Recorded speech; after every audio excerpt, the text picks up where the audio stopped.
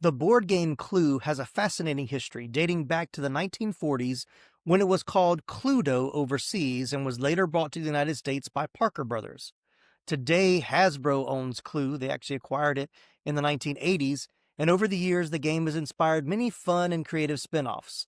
These include a short-lived TV show, various themed versions like the All Simpsons edition, and a memorable VCR version from the videocassette era. Alongside classics like Monopoly, Cranium, The Game of Life, Sorry, and Mousetrap, as well as beloved junior games such as Candyland and Chutes and Ladders, Clue has truly stood the test of time through many generations. It was only a matter of time before someone thought of turning Clue into a movie. Was it a big hit? Not really. Was it a lot of fun? Absolutely. So grab your favorite weapon, meet us at the Hill House, and watch your back when the lights go out as Gerry D, Chris McMichen, Laramy Wells, and I discuss Clue from 1985 on this episode of the 80s Flick Flashback podcast.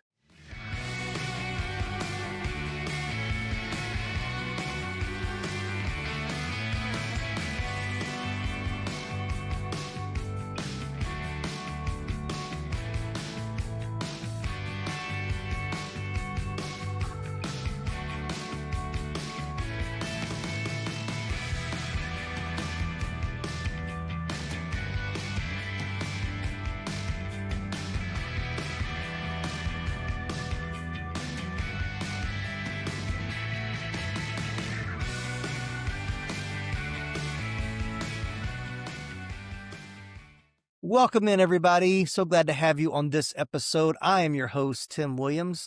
Tonight, you are all my honored guests for a very unusual dinner party.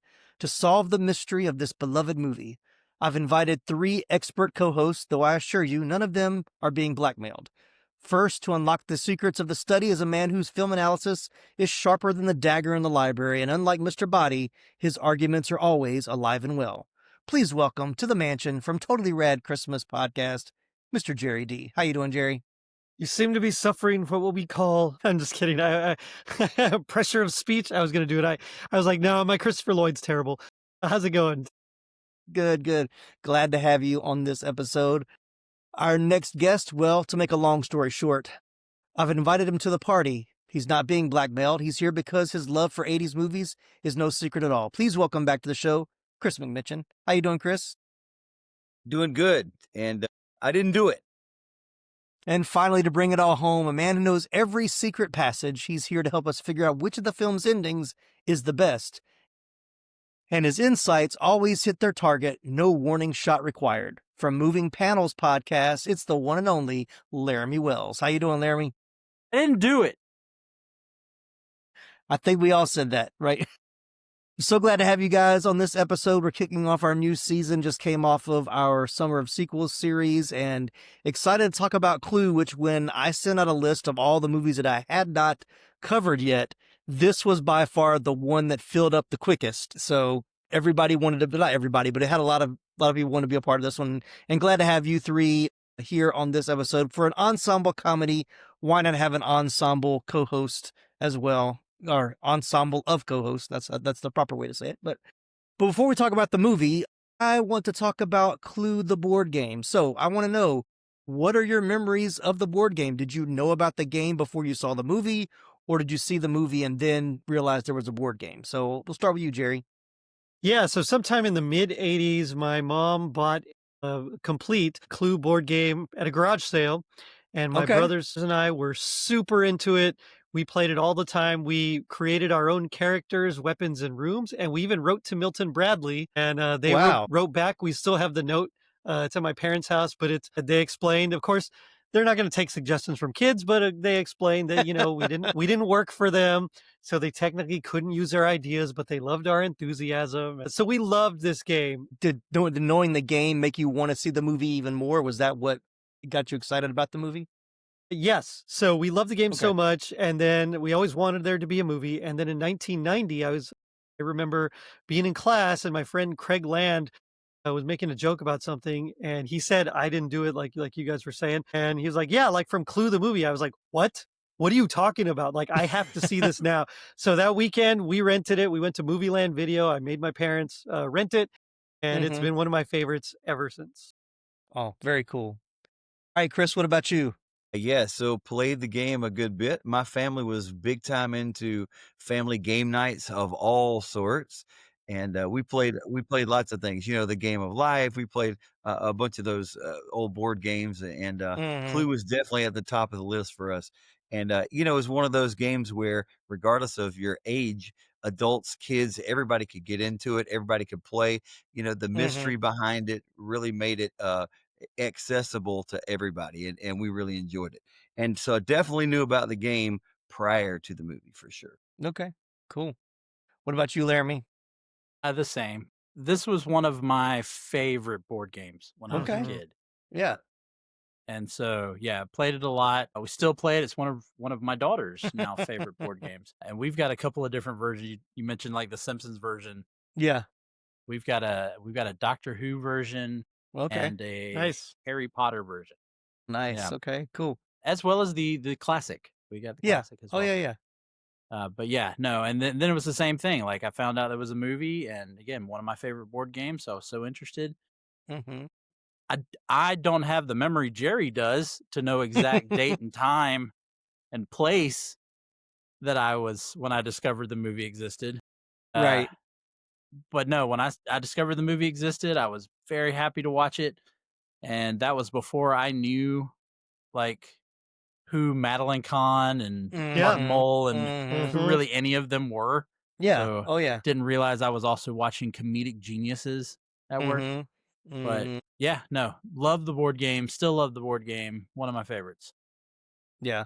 Yeah, we had the board game as well. I don't remember playing it as much. I remember like playing with the pieces as a kid. Like I don't remember playing it as a game, and maybe I was too young to understand like how to play, but it was something my sister was a big mystery person. Like she loved Scooby Doo, and my older sister, she loved watching Scooby Doo and reading she was a big Hardy Boys and Yeah. Nancy Drew. She read all those books, so she was very big into like the mystery stuff. And Mhm.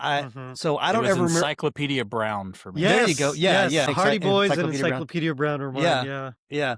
So, like, I don't have any memory of actually playing the game, but I remember the box. I remember opening the box and all the little pieces and like reading the instructions and trying to figure out like how to play the game or whatever. And so leading in, like Jerry, I'll lead into how I saw it. So I didn't see this in the theaters. I saw this on HBO, but honestly, it was not one that I watched a lot. And I remember seeing it, but it's not one that I remember like watching a whole lot. But I do remember the multiple endings at the end. Mhm. So, my sister went to see it at the theater because she was such a big fan of the game. And I remember, like, after she saw it, she wanted to go back and see it again and trying to convince my dad that there were other endings. And he didn't believe her. He just thought she wanted to, he's like, I'm not giving you money to go see a movie you've seen already. And I remember her taking the newspaper and showing, like, it shows ending A, B, or C. And I want to go, like, I think I saw the B one. I want to see the C. So, but I don't remember if he actually let her go back and see it or not. But I do remember watching it on HBO Now, did you like a year or have to so go later. to a different theater for a different Yes. ending, or could you Yes. repeat the same I theater? think Okay. so. Yeah, I don't Yes, think they it had the was. same one at the same theater. Like I don't think they had Right. different endings at the same theater. Yeah, Yes, correct. yeah. I think each theater was just sent whatever ending Random they ending. decided to Mhm. get. Yeah. But Chris, what about you? When did you see it for the first time? First of all, can you imagine if you saw it once and then you went to a different theater to see a different ending and they had the same one and you sat through the entire movie So mad. to, Yeah. to Yeah. find out I'd Well, seen and it? It's like buying I a mean, blind bag toy. Like it's a- you, I know. you're trying to It's get so that risky, different one. so You just keep getting risky. the same one. Yeah, But I yeah. think they printed like which theaters had which endings. I think there was a way to find out if I recall. Yeah, like I said, I know our Okay. local newspaper told you like which ending, but like I said, Yeah. if you went and saw it the first weekend and you didn't know which ending you saw, how would you know which one you were going to see? Well, So, yeah. Does it say like ending B here? You know. yeah, I don't know. Yeah. But definitely saw it in the theater. Yes, it was a lot of fun, and I just remember the idea that this is the game that's come to life. I mean, it really. Mm-hmm. These are the Mm-hmm. characters I've been playing. These are the same weapons we've been dealing with. Although Right, you know, right. it wasn't quite the same little toothpick knife that I tried to poke my sister with all the time. Of You know, course. it was Totally. like a real knife and such. But Right. it played well, and I just thought it was a blast. So I did only see it once though, so I only saw one ending until later on when it came out on video, and of course then they showed them back to back to back. This was Right. a this was a blockbuster deal for me to see them go back and see all the other endings. It was a cool idea, great market. Which one did you get though? I got the one with Miss Scarlet. I don't know what which ending A, B, or C. I'm not sure which ones those are. That's but ending A. Yeah. If you go, That's if you the go one in I the saw order in my that they're theater. released, it'd be A. Yeah. Yeah. Now that brings up a question because like I didn't see this in the research, but did like the opening weekend everybody saw A and then they released the other endings like weeks later? I wish I would have. I don't think so. No, I think they. No, I think it was all. Yeah. It was all random. okay, all at the Mhm. same time. Okay. Yeah. That might have been smarter. Like everybody sees A and then like re-release it a month later with now see, which other ending you'd like to see. But anyway, go ahead, Laramie. I'm taking up your time. No. I just think that the multiple ending thing, as much as it's talked about, I know I saw like Siskel and Ebert's review, and that's one of the reasons they bashed it. Like that is though the game. But that's the catch, like, right? Yeah, exactly. exactly. Mm-hmm. And the fact that the explanations like do make sense. I do think the Miss Peacock one's a little weak. Yeah, It's yeah. the shakiest for sure. Yeah. Yeah. But that the endings actually do make sense. But that, yeah. And putting them all together even still works. Is, it could have happened this way or it could have happened this way. Yeah. 'Cause that was the game. Mhm, You didn't, yeah. it was always different every time you played. The one that I'm Right. super curious about is ending D. That's the one that Yes. I wish there Yeah. were footage. That is missing. Yeah. I saw Yeah, that. the You can the find fourth pictures, ending. but apparently Yeah. it makes the most sense. But it was also the darkest of the, so they were afraid it was Right, going to be a little right. too Too dark much of a for 'em. downer. All right, so how long has it been since you watched it before rewatching it for tonight's podcast? Jeremy, I'll start with you and go the other way. It's been a minute. I can't put my finger exactly on how long ago it's been. And again, that just comes with the fact that I've got, small children, and Mm-hmm. it's even though it's not a really bad movie for small children, Right. it's one of those you want them to be able to watch it when they would understand what's going on, at least. So yeah, I think it's probably been a good decade, probably. I hate to say, because I do really enjoy this movie. What about you, Chris? How long has it been since you rewatched it? Yeah, it's before I saw it this week. It's been a long time. This is not one of the, I've been on your podcast several times, and a lot of the movies we talk about come back on TBS or TNT, Right. Yeah. that kind of thing. This movie though is not that. I'm sure I saw it on television as a rerun, but it was around a Halloween themed, weekend kind of marathon of movies and mystery and horror and those kind of things. So, but it's easily probably for me been about 15 years since I've seen it. Wow. Yeah. Yeah. What about you, Jerry? Every other weekend? Not every other weekend, but I did see it in June. June was the last time I'd seen it prior to for this. Yeah. Gotcha. I watch it like 2-3 times a year. Yeah. Jerry's Jerry's the guy. He's going to watch them all over and over and over again. So, but yeah, it's been go ahead. No, I was just going to say there are some that I do watch over and over again, but there are some that I space out like once a year. You gotta give them a little space. There you go. Yeah. I haven't seen this one in a long time. Like I said, I bought the digital version maybe a year ago, knowing that I was going to cover it on the podcast, but I had not I hadn't seen it probably since it was probably on TV it was on but like you guys 15, 20 years ago when they were still playing it on TV. And so yeah, so I think I watched it like a year and a half ago, I think, because I'd bought it. I was like, I want to go and rewatch it. And it was like, but I kind of watched it, but I just kind of had it on. I really wasn't watching it. So it was fun to really sit down and watch it again this week and kind of take it all in again. So it was a lot of fun. All right, let's talk about a story origin and pre-production. Not a lot to cover, which is good. We've got a pretty lengthy cast to talk about. But as I mentioned in the opening, this was the first movie based on a board game. The board game was originally called Cluedo, published by Waddingtons in the United Kingdom in 1949, followed soon after by the American version, it quickly became one of the world's most popular board games, eventually selling more than 100 million units and earning in excess of $1 billion. Billion dollars. Sorry. Every time those numbers.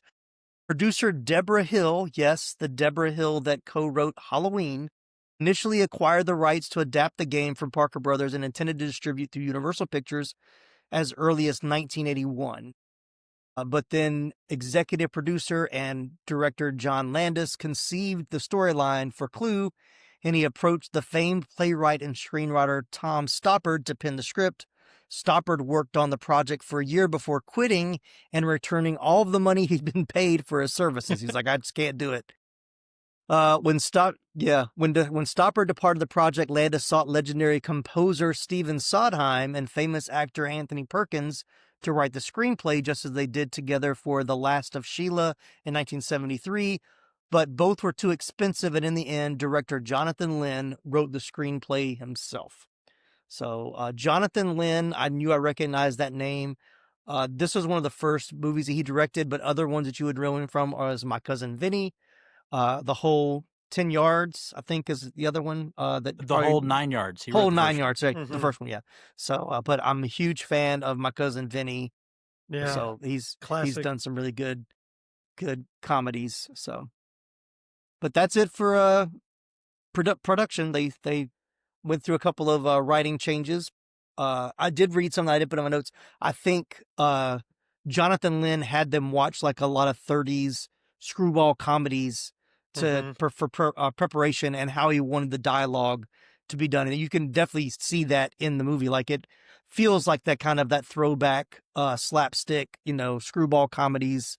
Maybe not slapstick, but a lot of physical comedy, a lot of rapid fire dialogue that was very popular, which I think works for the movie because it's kind of the time period that it's set in. And I was going to say something about, I think another reason why it probably doesn't get replayed as much, and also probably why for your girls, Laramie, why it might be harder for them to watch now, is because it talks so much about themes of like the government themes of that era that you kind of almost need a history lesson to kind of understand some of the reasons why. As a kid, that's probably why it wasn't one that I watched over and over again. I love the ending once it gets more zany, but that first like half hour or so where it's all the exposition of like who they are and their connections and stuff, I didn't really understand that as a kid. So I could see how that would be harder for younger audiences today to maybe be able to piece those things together.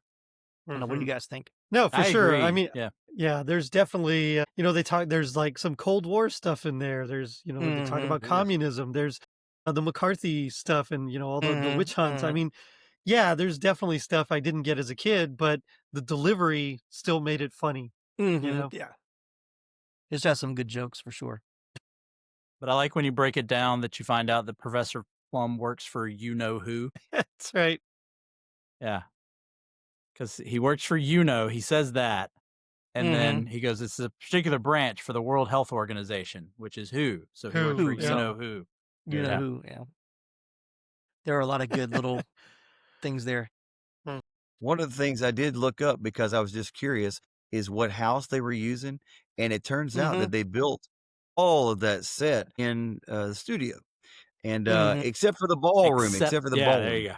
Yeah. The ballroom was authentic to the house where they filmed. The outside shots were of a real estate, which I also learned is burned down now. But yeah. And I think they used it for Dynasty. Like it was the same exterior shots for some of the Dynasty shows, whatever. Nice. All right, well, let's talk about the cast, and the main cast is in alphabetical order as it is in the opening credits. So we'll start with Eileen Brennan as Mrs. Peacock. She made her film debut in the satire Divorce American Style in 1967, followed by a supporting role in Peter Bogdanovich's The Last Picture Show in 1971, which earned her a BAFTA Award nomination for Best Supporting Actress. She gained further critical acclaim for her role as Captain Doreen Lewis in Private Benjamin in 1980, earning an Oscar nomination for Best Supporting Actress. Of course, she reprised the role in the television series adaptation winning both a Golden Globe and a Primetime Emmy Award. She worked prolifically in television, receiving Emmy nominations for her guest roles on Newhart, 30-something, Taxi, and Will and Grace.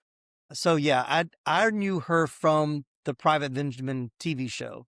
Like, I remember watching that show as a kid, knowing that it was based on a movie, but never seeing the movie.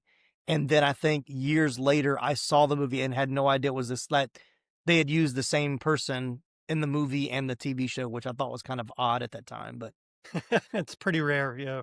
But she's fun in this. So, anybody else have thoughts of Eileen Brennan? No, I mean, I this is where I learned of her. So I had seen her in Private Benjamin, but I didn't really put two and two together until much later. This is like when someone says Eileen Brennan, I think Clue. Right. Yeah, if that's the first thing you saw her in, I'm sure that's probably why it would be that way. For sure. Yeah. This was her first movie after her release from the Betty Ford Center for Painkiller Addiction caused by her recovery from a 1982 car accident. Her greatest physical challenge during shooting was running around the mansion for the reenactment sequence, which is pretty crazy, all the running around they're doing. So, next in line is Mr. Tim Curry as Wadsworth the butler. Of course, he received acclaim for his on-screen roles, including Rooster Hannigan and Annie in 82, Darkness and Legend in 85, Pennywise in the miniseries It in 1990, The Concierge in Home Alone 2, Lost in New York, Long John Silver in Muppet Treasure Island 96. His other notable film appearances include The Worst Witch in 86, The Hunt for Red October in 1990, Three Musketeers in 1993, Charlie's Angels in 2000, Scary Movie 2 in 2001. And of course, he's also a prolific Emmy voice actor for roles in animation including Captain Hook and Peter Pan and the Pirates from 90 to 91, Hexus in the film Fern Gully, The Last Rainforest, 92. He was also Sir Nigel Thornberry in The Wild Thornberrys from 98 to 2004. Voiced Chancellor Palpatine, Darth Sidious in Star Wars The Clone Wars from 2012 to 2014. He was also in an episode of Psych, the American Duos episode. Which Nigel St. Nigel. That is his name. It's perfect. I'm a huge Psych fan. So. I am too. Yes, I love it. I love it. Yeah. Where he plays the Simon Cowell type character. Yeah. I remember that now. Yeah, Tim Curry. I mean, talk about a prolific actor. I mean, and it's funny because I think there's this meme about like, if you mention the name Tim Curry, whatever like role that they remember him from tells you a lot about that person. Yeah.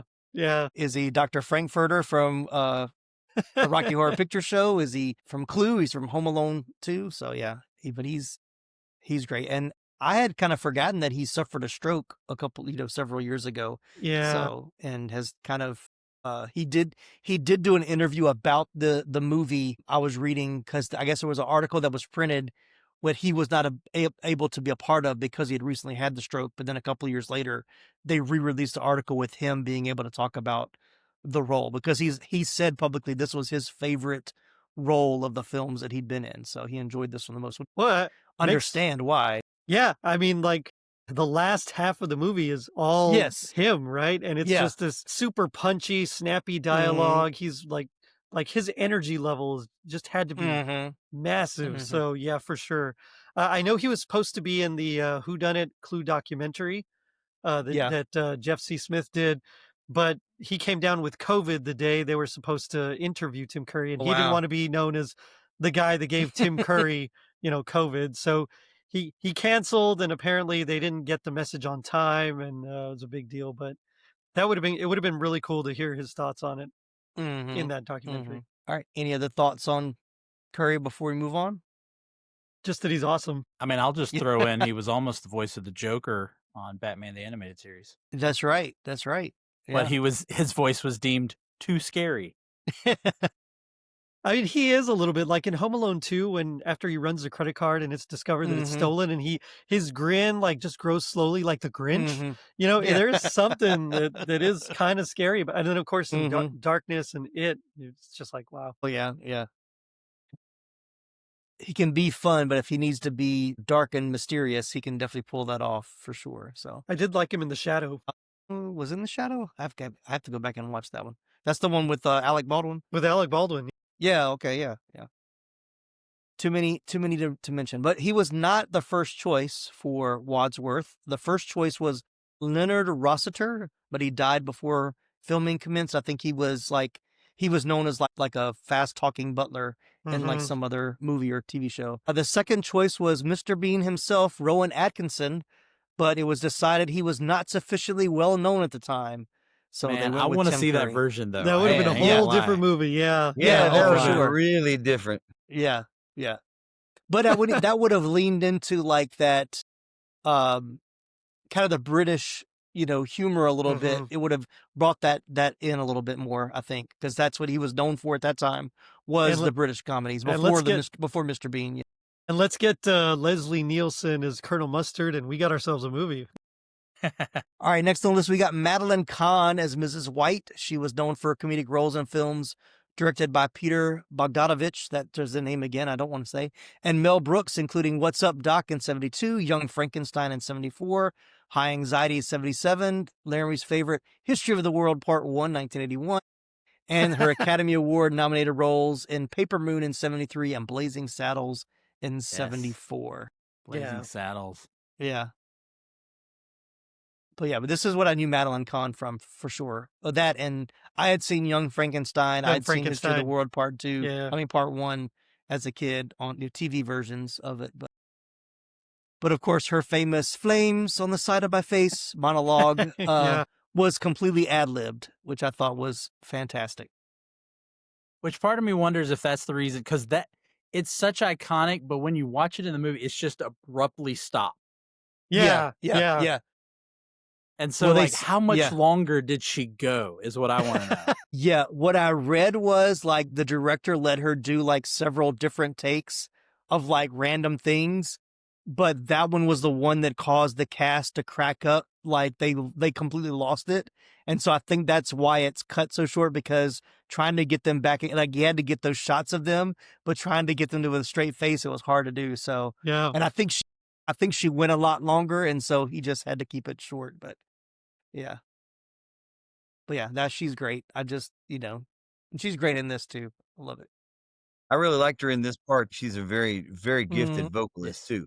And if you hear in the Jolly Good Fellows section, she starts just ad-libbing these extra parts in between the lines. And then at the end, she's doing these super high harmonies and they all sound really good. And I'm like, man, this is a perfect moment for her to shine a little bit. What I wonder in that scene too, when they're singing Jolly Good Fellow, is did the rest of the cast know? Because Michael McKean turns and looks at her. Yeah, he does. And of course, he's a musician. Yes, yeah. So, I'm wondering if he was like, well, dang. You're you have to guess that was ad-libbed. I just guessing, but. Yeah, could be. I didn't see that in the notes, but it's very possible. So I'll mention Christopher Lloyd as Professor Plum. We've covered him extensively in our Back to the Future episode, so I'm not going to go over his filmography, but if you don't know who Christopher Lloyd is and you're an 80s fan, what are you doing with your life? And this was released the same year as Back to the Future, so I think that's interesting to see what a variety of characters he played in 1985. Is it a variety? Is he not playing a variation of Doc Brown? He's a little more straight-laced in this one, I think. He's not quite as 1.21 gigawatts, so. Yeah.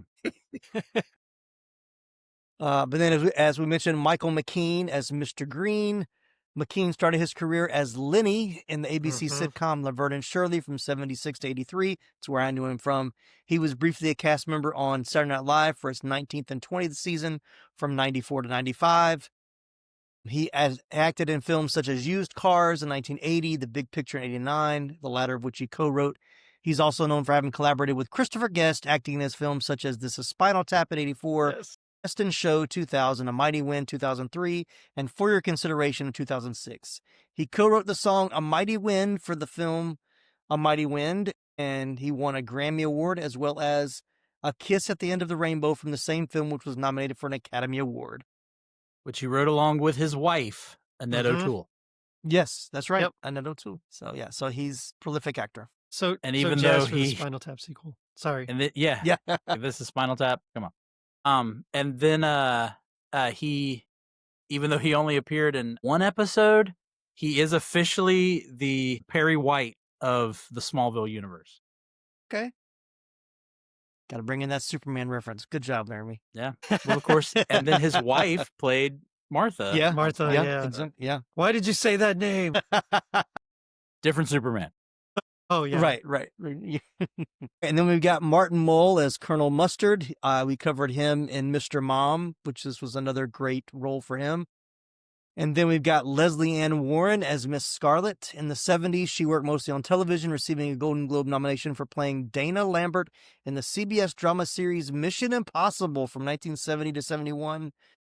She also was nominated for an Academy Award for Best Supporting Actress for playing Norma Cassidy in Victor Victoria in 1983. She received 2 additional Golden Globe nominations for performances in Songwriter in 84 and Family of Spies in 1990. Her other film appearances include Burglar in 1987, Cop in 1988, Life Stinks. Life Stinks in 1991, Pure Country in 92, Pure Country. Color of Night. There's your Bruce Willis reference, Laramy, in 1994. That's a heck of a Bruce Willis movie. Yeah, no, we don't. Not one we really want to talk about. And Secretary in 2002. But yeah, according to an interview with writer and director Jonathan Lynn after a screening of the 25th anniversary of the movie's release, Carrie Fisher was originally cast as Miss Scarlet until she ended up in rehab for drug addiction 4 days before filming started. Fisher called Lynn and agreed to a work furlough, which received approval of her clinicians and the producers, but was vetoed from the production's insurance company, forcing Lynn to dismiss her from the project. Leslie Ann Warren was cast as a last-minute replacement. Why is that? Because she was in a relationship with John Peters, who was one of the producers. But also, did you not say that Eileen Brennan had just gotten over an addiction? Yes. Mm-hmm. So, but she was out of rehab at that point. So yeah, I know. Yeah. Yeah, it was like a special. They had to get special permission, and it was literally just the insurance guys who were like, "Come on, we can't do this." Talk about liability. Yeah. I think that also would have been a very different movie with Carrie Fisher. I think she would have been great. She would have killed it. Yeah. When I saw that, I was kind of like, "Dang it, that would have been really good." So because she's also like famously like a Hollywood, script doctor. So that if there was something there, she would have punched it up. How old was she in 84 or 85 when they? Well, she was 19 and 77. So maybe 25. Yeah, she was in mid-20s. So definitely younger than Leslie Ann Warren. Yeah, and so I'm just thinking about those scenes at the beginning with Professor Plum. Yeah. Wonder if that little, still would have little problematic. Stuck or True. Still though. You glossed over Martin Mull pretty quickly. Yeah, you did. Yeah. Well, we talked about him in the previous episode, but go ahead. I may point myself out as the youngest of this group right here, but I do remember him on Roseanne, but I primarily focus on him from Sabrina the Teenage Witch. Okay, yeah. So I got to. No, I don't remember that. I remember he had like a super brief cameo in Jingle All the Way. He was like the radio DJ. He was DJ, radio DJ. Mm-hmm. But see, I also know him from he was the lawyer for the Bluth family on Arrested Development. That's right. Yeah. He was Gene Parmesan. Yeah. I mainly know him from Mr. Mom. Like that's the iconic Martin Mull role that I know him from. And then we've got Colleen Camp as Yvette. After appearing in several bit parts, she had a lead role in the comedy The Swinging Cheerleaders in 74, followed by roles in 2 installments of the Police Academy series. She also had supporting roles in Apocalypse Now in 79. And she was also Julie Richmond's mother, Sarah, in Valley Girl. She continued to have minor and supporting roles in various independent and studio films, including another Bruce Willis, Die Hard with a Vengeance in 95, Election in 99, Factory Girl in 2006, American Hustle in 2013, and The House with a Clock in Its Walls in 2018. Jennifer Jason Leigh, Demi Moore, and Madonna were, quote-unquote, considered for the role of the French-made Yvette. Eager to learn the part, Colleen Camp went to her audition in a low-cut French-made costume showing a lot of cleavage. In a 2013 BuzzFeed retrospective, Writer and director Jonathan Lynn admitted that although he was impressed with Camp's comedic acting skills, it was her well-endowed figure that ultimately convinced him. He said, quote unquote, there was no avoiding it. And in that costume, I could see that there was no avoiding it. So they played that up just a little too much. I think that's showing us a PG movie in the 80s, how much they got away with back then. But yeah, I remember when I watched this a couple years ago, I saw her and I was like, I know I've seen her in something else, but I guess, she's doing the little fake accent at the beginning. And then when I saw she was in the Police Academy movies, like, that's where I've seen her from. Yeah. Tackleberry's wife. And I was like, so then I watched the Police Academy movies like a year or two after that. I was like, it's so funny that's the same person because she's such a different character in those.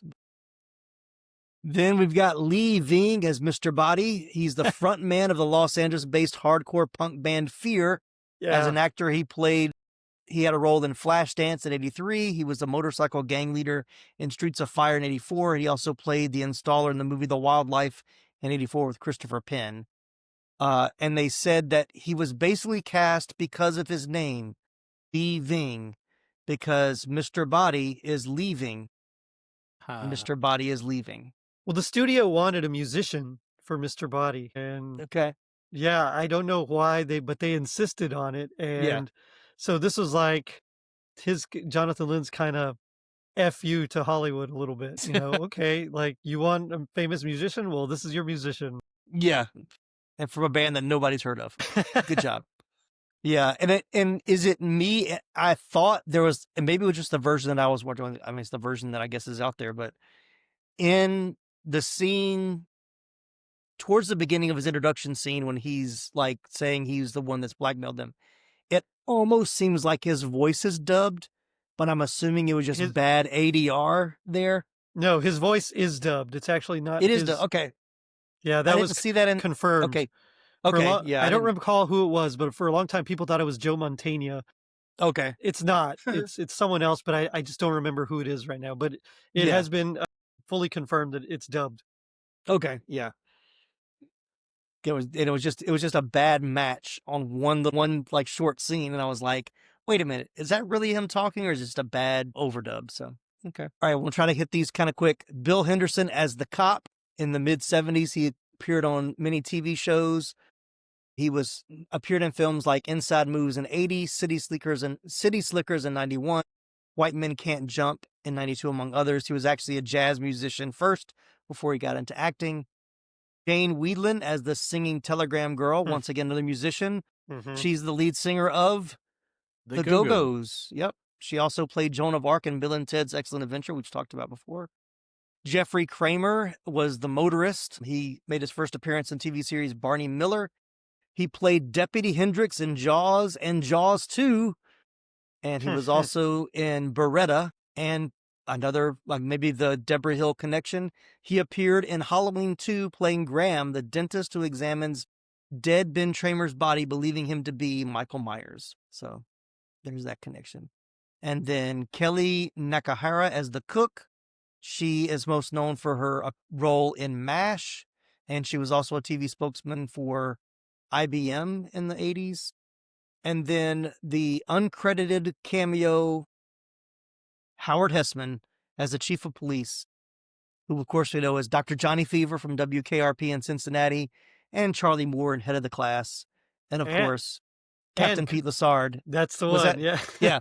Police Academy 2, their first assignment. So him and Colleen Camp were both in Police Academy 2, I think. That's the cast. Anybody? Well, I didn't leave anybody out. I actually covered everybody that was in the cast. Unless you know just some of those cops that come in. I think you covered everybody. Yeah, I don't know who else. Yeah. And the crazy thing was, like, usually I'll skip over people there's like no kind of history, but like some had like little things I want to mention. But it's an ensemble. Let's kind of talk about the ensemble. Do you have a favorite character in the ensemble? Not your favorite actor, but like the actual character they played.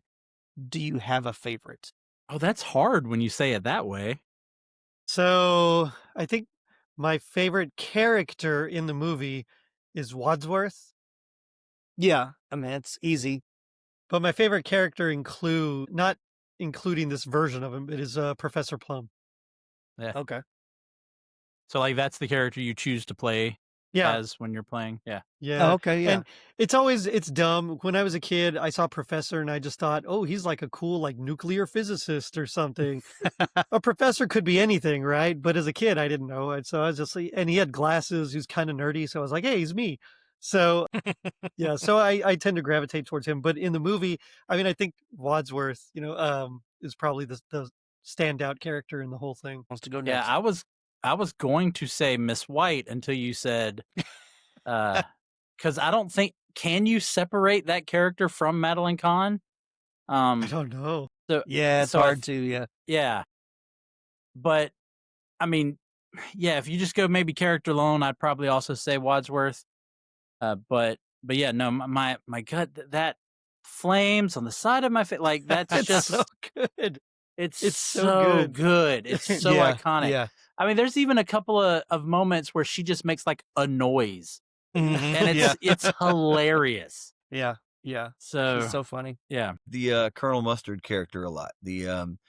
The idea that this career military man, is getting jump scared by chandeliers in various scenes is just kind of humorous to me, Mhm. and I think you're exactly right, Jerry, when you said earlier that this would have been a perfect Leslie Nielsen role.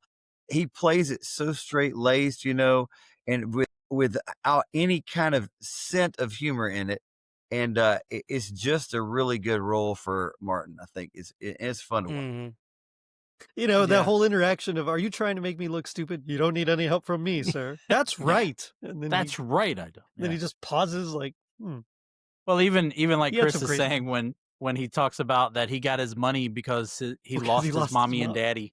Yeah. Yeah. Yes. Yep. Yeah, I think I read something. I didn't put it in my notes, but Michael McKean said they were having so much fun, like in between takes, like they would be Mhm. like cracking each other up, that he would say a line from the movie to make them like get like something terrible is about to happen, like something to try to get them back kind of focused on like, he's like, because we do, is like his whole thing was we have to play it like it's serious life or death or it's not going to work. Like if they hammed it up, it wouldn't work. But because they're all playing it completely straight, is why it works so well. So yeah.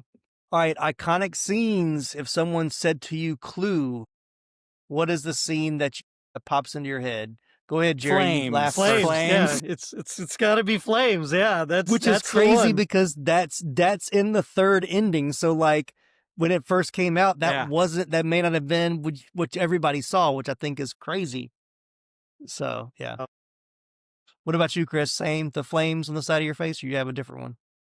I like the endings, the variation of them, the creativity obviously is a real cluey thing, but Mm-hmm. I really also like the scene where they're making out with all the dead corpses Oh and gosh, like Yeah. that Bernie's style stuff going on. right, I'm a right. huge Weekend at Bernie's fan, so Mm-hmm. I see the references to that, and I thought that part was just hilarious with the policeman and Yeah, trying to pull one over on him.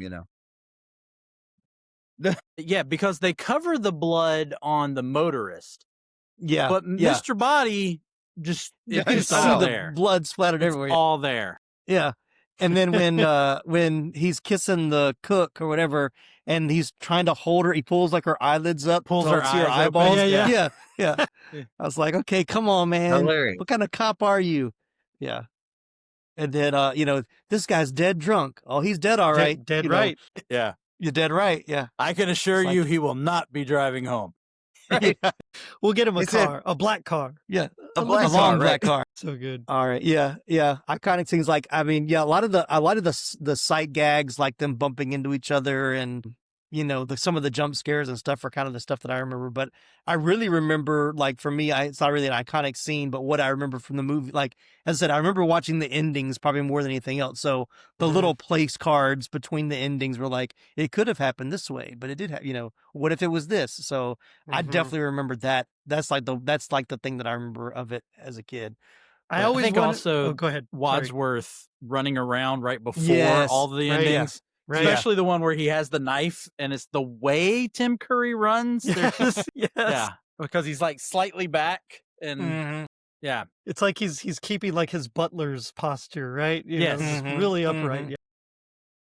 Yeah. I always wanted, at the very end during the credits, they have the Clue cards, like the game cards with them. I always wanted those as a game. Yeah, they should have released a movie version of the game. There was a bootleg version of it that apparently, if you can find one, is super expensive. But yeah, like that seems like they could have just printed money. Yep. Like, especially as it started getting a cult film status, they should have just, I don't know. There's your That's $1 million idea, crazy Jerry. to me. It's crazy to me that this was not a successful movie. Yeah. But of course, my favorite movie, Shawshank Redemption, and it wasn't successful either. Yeah. Doesn't mean that just because it's successful doesn't mean it's a great movie, and just because and vice versa. Yeah, and vice versa. Yeah, exactly. Yeah. Any other what are any about favorite scenes? I know we talked about some. I was gonna say I love the flames on the side of my face. Yeah. I also do like that at the very end, the last scene, right? The last version of the ending, that they do pay off the line that everybody is familiar with from the game, where he says, "I shot Mr. Body in the hallway with the revolver." I mean, exactly. That's what we all are looking for. Yeah. They don't use that in the other ones, in the other endings, which is they weird. Finally pay it off in that last one, and that's a good one. Yeah. And then now I'm gonna go home and kiss my wife. Yeah. It's like this is like before the term fan service. Like that's become a term we're here recently with all the reboots and remakes. But like you think about this movie. This movie was not 100%, but it was really a lot of fan service. Like if you love the game, there were lots of. We'll talk about when we get in trivia. There were lots of little Easter eggs before we called them Easter eggs in the 80s. But like things that if you knew the game, that you would have picked up on, or that were very intentional. They kept things very similar to the game for you to take notice of. Like I even love like when they open their boxes and like each thing they have looks like the game piece, like the rope and the old school, the big old heavy wrench, and then the single pipe. It's like wow. I mean, that's like you said, as a kid and playing the game, that's what you knew. So if they didn't have that in the movie, it just wouldn't have been the same. Well, and also what I like, and I'm sure this was intentional, the floor of that entrance hallway is squared off like the board game, like the board game, the board from the board game is. Yeah. So. Yeah, to this day, I still randomly when my kids are in their room and the doors closed, I'll do the "let us in, let us in, let us out, let us out." Yeah. That's 1 + 2 + 2 + 1. That's got to be yeah. That's got to be a scene for sure. That's good. Even if you were right, that's 1 + 2 + 1 + 1, not 1 + 1 + 2 + 1. Yeah. There was a line I was thinking about a minute ago, and now I can't remember. That was Sorry, but it's one of my favorites. No, it's good. I lost it long before you brought in the numbers. They also worked in, frankly, Scarlett, I Don't Give a Damn. Yes, they did. Which I thought for her ending. Yeah. Ruby was watching it with me. She had seen it before, and she was telling me her favorite quote was the "Everything all right? Yep. 2 corpses. Everything's fine." Yeah. Yeah. Nobody. Mr. Body's body. It's gone. Or the "I'm not shouting." That's another one. "I'm not shouting. All right, I am. I'm shouting. I'm shouting. I'm shout." I mean, the writing in this is really good. Like even when I was going through looking at the different quotes, like it was hard to find the one single quote because it's so many good bits that are they're the lines working off of each other, which I always think are great. So, all right, let's jump into some other scenes of trivia and maybe think of those other scenes. So as I was mentioning, a lot of detail to keep it consistent with the game. Color of each character's car is the same color as their playing piece in the game, as is introduced as follows. Colonel Mustard drives a yellow Cadillac. Mrs. White drives a black and white convertible. Mrs. Peacock drives a blue Packard Deluxe Club sedan. Mr. Green drives a green Plymouth Cranbrook. Miss Scarlet drives a red Lincoln Continental. And Professor Plum drives a purple Pontiac Streamliner station wagon. Also, attention to detail, the secret passages in the movie lead to the same rooms they do in the board game. The kitchen leads to the study, and the conservatory leads to the lounge. Which I thought between between this and Webster, I really thought I would experience more secret rooms, passages. Yeah, secret passages, secret passageways in Same. my life. Yeah. I'm kind of disappointed I don't have one in my house. Yeah. You know, I they wish they would've sell brought like back Home Depot dumbwaiters. sells that bookshelf that you can use as a door. Yeah. And I've really, I look at it. I mean, it's expensive as crap. Yeah. But I look at it and I just look around my house going, where could I put that? this? Yeah. Yeah, I fell into like some sort of algorithm on Facebook where randomly it'll show me those kind of things, you know, the DIY projects. So I'm seeing these people do it like I need to have this like in my house. Yeah. Just don't know where. Yeah.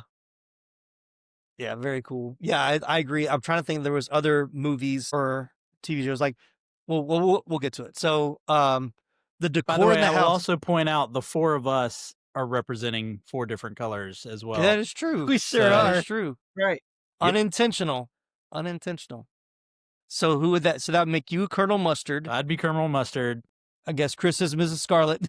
Yeah. Mr. Scarlet. You would either be Peacock or Plum because you do Yeah, have because the, a purple light, Yeah. but a blue shirt. I got the purple Yeah. lights behind me with the blue shirt. you got Yeah, the I blue was thinking shirt, Plum. and then Jerry looks like he'd be Mr. Green. Mr. Green. Yeah. Yeah. Yeah. So I well didn't done, do it. guys. Well done. Yeah, well done. Unintentional. The decor of the house includes portraits of Presidents Abraham Lincoln, James A. Garfield, and William McKinley, all of whom were murdered, which I thought was a cool Yeah. little touch there. According to writer and director Jonathan Lynn, they started shooting all scenes in chronological order, but soon got behind on schedule and were then obliged to change tactics and shoot all the scenes set in the same room in a row. By the end of the shoot, they were filming every scene set in the hallway in a row, which could get quite confusing for the actors. Luckily, Lynn himself knew the screenplay by heart because he wrote it, and he also had a very good person in charge of continuity. So yeah, so every scene that was in the hallway, they filmed at one time, which I could see being very difficult for the actors to keep up with. For sure. Especially Yeah, with multiple especially- endings. Yeah, the multiple endings. That was the part that I thought like how like you had to memorize the 3 different endings and like Yeah. not to get that mixed up. So And Go ahead. that made me remember. I like the like running joke within the endings of a character saying, "There's one thing I don't understand," and then One another thing? character going, One "One thing?" thing." yeah. Yeah. I did like that too. This was one of several movies, mostly comedies, made and released between the mid-70s and mid-80s that revived the old Dark House Mansion movie. Mhm. Others included Haunted Honeymoon in 86, love which I've it. seen way more than this one. Murder by Death Murder in by Death. 76. Yeah. The Spiral Staircase in 75. The Private Eyes in 1980, which I remember. The Cat and the Canary in 78. House of the Long Shadows in 83. And Bloodbath at the House of Death in 1984. I don't think I've seen that one. Yeah. Haunted Honeymoon, I love also. That's another Yes, good I one. love Haunted Honeymoon's a Honeymoon. good one. I just found that on Blu-ray. I was showing Laramie that last week that I just found it on Blu-ray, so I'm gonna Nice. watch it here pretty soon. But that's one that was on HBO like almost every day, and I Yeah, watched it so I many remember times. that, watching that one a lot. Can we talk Yeah. about the score real quick? by Yeah, John go for it. Morris? Like, Yes. it's everything about it is it's like quintessentially like murder mystery, you know, Mhm. and they keep it creepy, but they also keep it light and up tempo, right? And so it just Mhm. it really progresses the scenes, you know, and it's so catchy as well. Bum bum bum ba-dum, bum bum bum Mhm. bum. You know, it's just it's a really catchy melody that they use here, and it's perfect. It really is just perfect for the film. You know, Mhm. sometimes and what I love about it, it's memorable. Like not like a lot of and I love, don't get me wrong, I love the MCU. I love, you know, this new start to the DCU and all this stuff. But like if I asked you to sing like the theme from Thor, nobody would remember it. But if you asked to see the theme from Clue, like you can do it off the top of your head. Like, so I really appreciate that, and that he kind of stuck with that real that kind of Victorian era setting. Yeah. Yeah, I But love lots the of music, like the oldies and the music in it. I liked. Go ahead, A Chris. lot of 80s synthesizer sounds still. They Mm. come out in Also, a lot yeah, of these which is movies. Yep. All right, so it was John Landis's idea to have 3 different endings playing in different theaters, so we have him to blame for it now.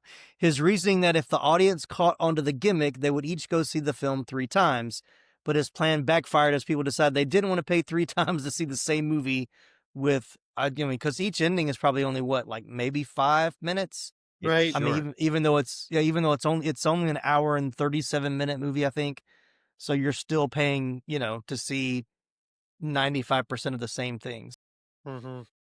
I think Gerry mentioned at the beginning there was a 4th ending that was written for the film. According to Lynn, it really wasn't very good. I looked at it and I thought, no, we've got to get rid of that.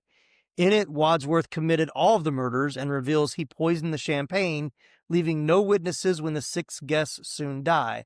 The officers arrive and capture Wadsworth, but he breaks free and steals a police car, though the escape is ultimately thwarted when 3 police dogs lunge from the back seat, which I guess is how it was going to end. Yeah, I mean, all right, let's talk about it. Which ending, I won't say is the best, but which one is your favorite of the 3 endings? So I'll start with Laramy. It's C. Yeah. I like where they all, pretty much all are, with the exception of Mr. Green, they're all guilty. Yeah. So, yeah, I just kind of like that whole concept, because again, that's the game. Like any one of them could be the killer. And so I like the ending in which all of them are the killers. I mean, Green technically is still a killer because he kills Wadsworth or Mr. Body, whatever you want to say at the end. So, what about you, Chris? Well, I kind of have to skew the other way because I'm such a fan of the game. I really only want one killer because that's how the game always ends. Right? That's the other side of the coin for me. But I really like the 3rd ending because I told you before it pays off with the tagline, right? It does that. But I think I have to stick with the Miss Scarlet ending just because that's the one I saw in the theater. And so I really associate that in my mind first with the movie because I saw it originally, right? Yeah, that totally makes sense. Mm-hmm. What about you, Gerry? So I'm kind of like both. I just wanted one killer because that's how it is in the game. But the ending C is the best. So, Yeah. it really is. I think it makes the most sense, even though it doesn't really make sense if you think about it too hard. How would they know where all the secret passages are and everything? But well, but like also, you said, Wivette told. well, that one makes sense. But like Colonel Mustard killing the motorist in the lounge through a secret passage. I mean, that one, I don't know. But having said all that, I think ending C is the best because we get the classic flames. We get just all of the people just completely bewildered and they're all guilty. I mean, I got to go with C. Yeah. Yeah, C is my favorite. I think because it has that payoff, the line, that you want to hear. Like it, and I think it wraps everything up, I think, a little bit better than the other 2, even though they're still fun. But I think if they were if they decided, let's not do the multiple endings, let's just do one, I think C is the one that kind of fits the best of the 3. But I think it's still fun to see the different endings. All right. So I'll just briefly mention that there's been plans for a remake that has not come to fruition yet, but for time, I'm not going to go into that. If you want to read about it, you can. And of course, there's a stage adaptation that is out as well. So the screenplay for the adaptation was written by Jonathan Lynn, who wrote the original screenplay. And so it's awesome, which I think is pretty cool. I tell you what it is really essentially love to just see. a staged version of this movie. Is it really? Have you seen it? I haven't seen it, but I've read some of the script, and it essentially is just a staged version of this and I movie. could see it being that way. I mean, because you have pretty much one setting, the different rooms, so I could see it working on stage pretty fairly well. Yeah. I would like to see, as much as I love this version, I would like to see a serious, like real whodunit, like Agatha Christie style version of Clue as well. Are y'all aware that there was like a teen drama made in like 2011? Yeah, I never saw it. It caught like clips of it and I was like, not for me. But okay. Yeah. I haven't watched all of it. It's only 5 episodes. I've watched the first 2. It's horrible. I'm just going to go ahead and say that. But yeah, you've got the 6 kids. They witness what they believe is a murder. But that was the thing when they all witness it. Like, again, I'm watching it with my daughter and I went, well, that's it. It was those guys in the hotel room with the candlestick. Like, we just saw it happen.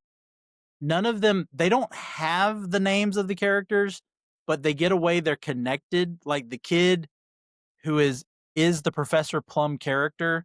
He's just a nerdy kid who goes to a school called like Plum Academy. Oh, gosh.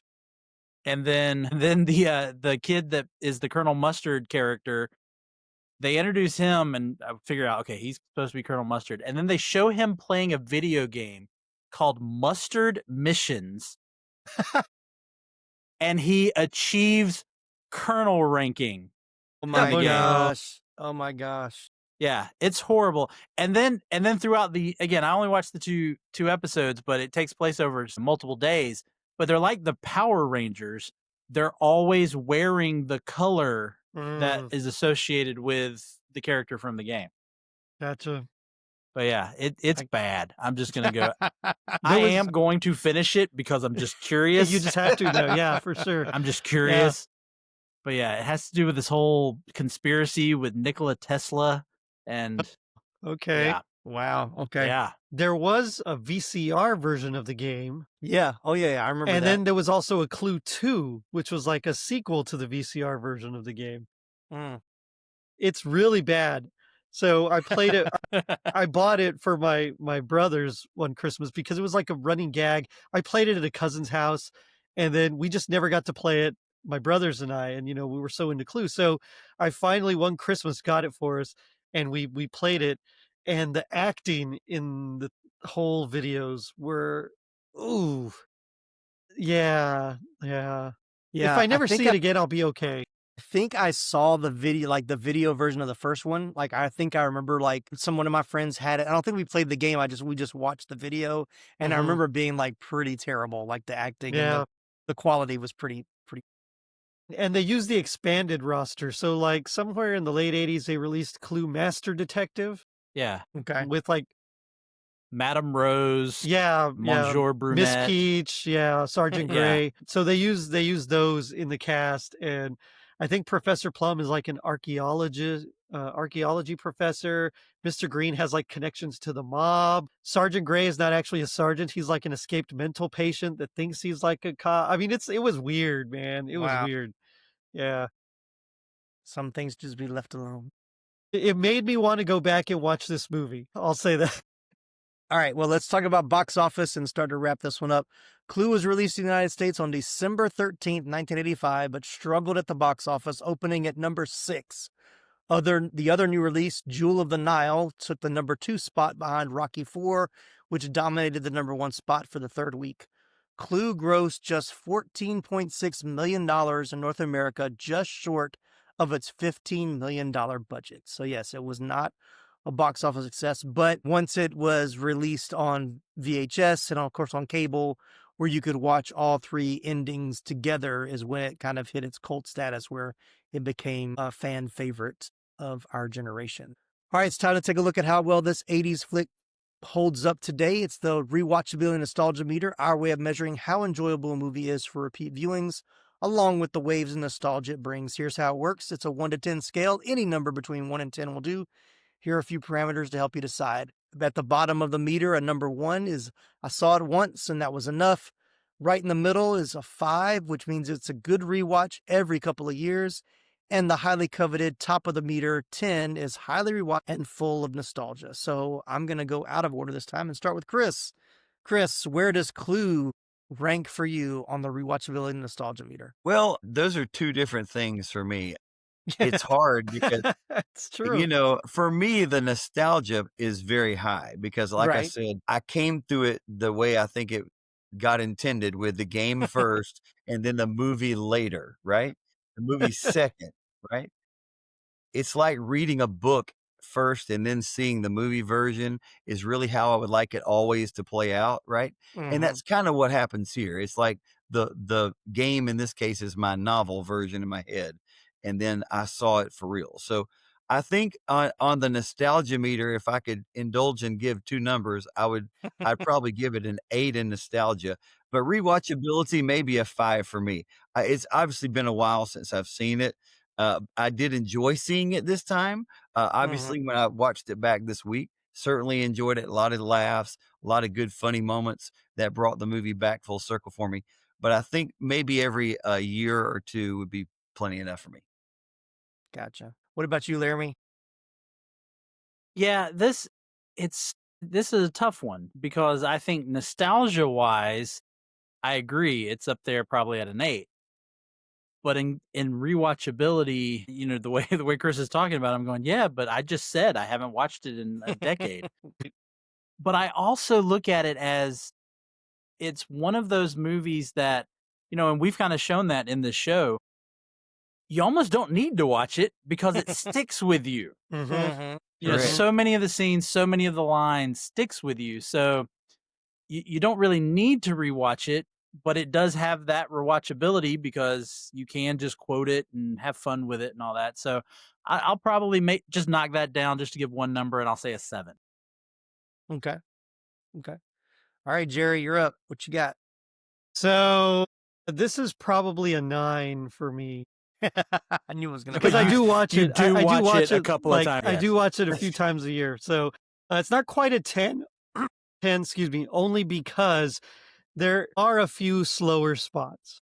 So, when the cop gets killed, like that whole interaction of just kind of him on the phone, it's like, well, all right. And then they split up to like search. It's a little bit slower. Yeah. But I still love the movie. Do we really need to watch Tim Curry cut the matches? Right. Yeah. There's a couple of pacing issues. But because I watch it a lot, I have to give it a 9. Yeah. Yeah. Gerry, you're the highest of all of us, I'm sure. That's fine. I don't mind. But like I said, this isn't one that it has nostalgia, but it's not very high for me because it wasn't one, like I said, that I watched a lot as a kid. I do like the game. I probably have more nostalgia for than the movie, even though I think the movie is great. And rewatchability, I haven't watched it a lot, but now, watching it twice in the last year, I could see myself watching it, every couple of years. So I'm kind of right there with Laramie. I think around a 7, maybe like a 6.5 is probably where it is for me. Not that it's bad. It's, it's a good watch every couple of years. I think it definitely falls in that category for me. I think just because the nostalgia is not there for me as it is for other people, because I just didn't, it's not one that I watched over and over again as a kid that has that nostalginess. That's a word now. It is now. Nostalgia for me. It is now. I said it. When you say it, it's right. A word now. So it's a perfectly cromulent word. TM. Yeah. There you go. I'll put it on a t-shirt. So let us know where you think Clue. It's still, look, this movie is still the best movie based on a board game. Agreed. Right. Yes. Yeah, agreed. That's a very short list for a good reason, for many reasons. Looking at you, Battleship. Yeah, Battleship would be in the top of the list of movies not to be. Anyway. Oh gosh, I still I don't have PTSD from that movie, but I knew it was bad and still wanted to watch it. And then once I finished watching it, I was like, "You did this to yourself. You knew it was going to be bad, but you made yourself knew what you were watch getting into."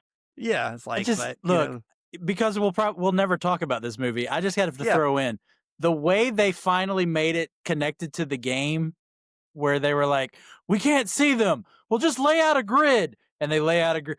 All right, A2 hit. All right, well, let us know. Yeah. Wasn't Liam Neeson in that movie too? I think so. Yes, he was. That's right. Yes, and it was another one of those where they tried to throw that Taylor Kitsch guy down our throat. Yeah, That was another one of those too. It's like, stop trying to make him happen. He's not going to happen. Yeah. He's such a good actor. He just could not get the part right for him. Yeah. So. Yeah. He was fine on Friday Night Lights. Do not try to make him an action star. He was great on Friday Night Lights. You didn't like him as Gambit? John Carter. I mean, I know we're getting off track here. I was so excited to see John Carter. I fell asleep like 15 minutes into that movie. I didn't fall asleep, but I definitely picked up my phone. Picked it up in the theater. No, I didn't see it in the theater, right? Yeah, but I was like, all right, what else? Yeah, I don't even think I read it. I think I saw when it came on, whatever cable channel, pay cable channel was on, and I don't think I ever finished it. Of course you did. I mean, in 3D, because I had the 3D television with the 3D Blu-ray player. Yeah. I'm sorry. Glutton for punishment. Yeah. Well, I also own Battleship, so like Jeremy, Origins. I think you're I doing it own to every yourself. Taylor Kitsch movie. So Every time you believe the hype, you're like, all right, this is going to be his hit. yeah. Look, Laramie, this could get you back on TikTok. Laramie's bad movie confessions. There you go. These are the movies that I own. Let's go. Come in with me to the basement. Let me show you the bad movies that I paid money Look. for to have in my collection. Look, when you So- worked at Blockbuster, those previously viewed movies were so tempting. Oh yeah. So Yeah. I know it's bad, but it's only $2. Right, Yeah. exactly. Yeah. I can go off on a whole list of movies like that I own. Oh yeah. All right. Well, let us know where you think Clue should rank on the rewatchability nostalgia meter for you. You can send us an email, let us know on social media, or you can leave us a comment right here if you're watching us on YouTube. So I want to thank Gerry D, Chris, and Laramie for joining the show. Thank you guys so much. Always a pleasure to have you. Very quickly, Gerry, tell me what's going on at Totally Rad Christmas, what you got coming up here in the month of September. Ooh, okay. So in September, Small Wonder, if you remember that show. Oh, yeah. I the remember robot Small Small Wonder. Wonder. A Rock and Roll Christmas starring Dennis Miller, which is one of the most interesting things I've ever watched. I think Remote Control is coming up this month. It might be early next month, but Okay. yeah. And the Facts of Life. We got a Facts of Life episode as well. Oh, yeah. So Take the good, you take the bad, you take them both, and there you have exactly. Facts of Life. Yep. So that's what's coming up.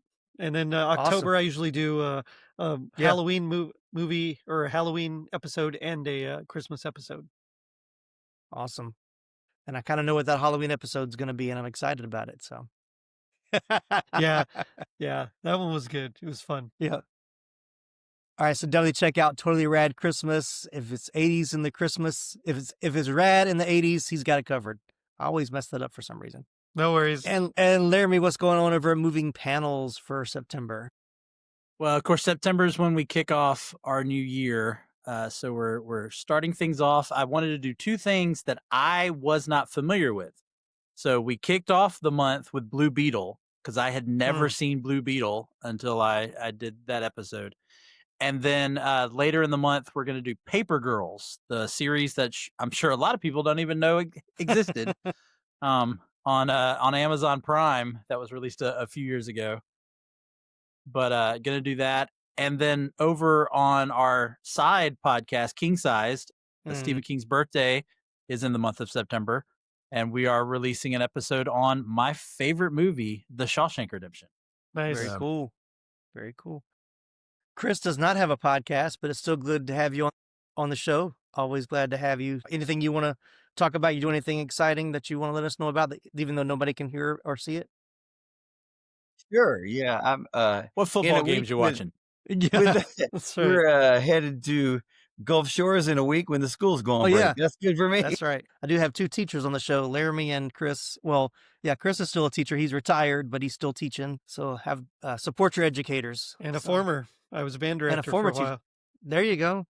There's a theme here. All right. Well, thanks everybody for listening. Thank you so much, guys, for joining.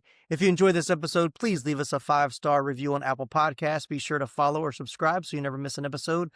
Jump online and visit the website 80sflickflashback.com and our TeePublic store for some awesome 80s Flick Flashback merch and original designs. I just launched new collection designs inspired by previous episodes because we're in football season. I got some shirts inspired by Wildcats and the Best of Time, and also did some shirts on Halloween 3.